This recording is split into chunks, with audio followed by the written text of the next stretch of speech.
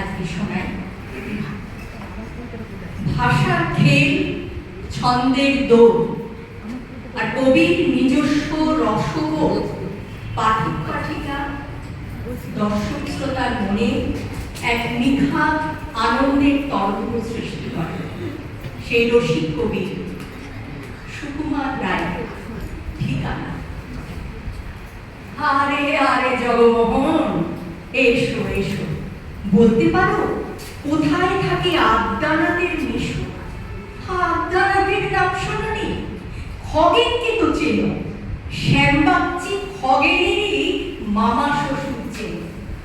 শ্যামের জামাই কেষ্টমোহন, তার যে বাড়িওয়ালা, কি যেন নাম ভুলে গেছি, তারই মামার সাথ, তারই পিসের খুড়তুতো ভাই আবদানাদের মিশু।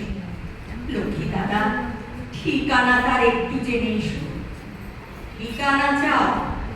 বলছি শোন। আমরা তলার মোড়ে 3 মুখ 3 রাস্তা গেছে, তার একটা ধরে চলবে সিধে নাক বরাবর ডান দিকে চোখ রেখে। চলতে চলতে দেখবে শেষে রাস্তা গেছে বেঁকে। দেখবে সেটায় ডাইনি বাঁই পথ গিয়েছে কত, তারই মধ্যে ঘুরবে খানিক হলুদ ধাঁধার মতো।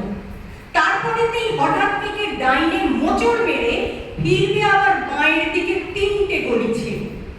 তবেই আবার পড়বে এসে আমরা তলার মোড়ে। তারপরেতে যাও যেথায় খুশি, জ্বালিও না কোমরে।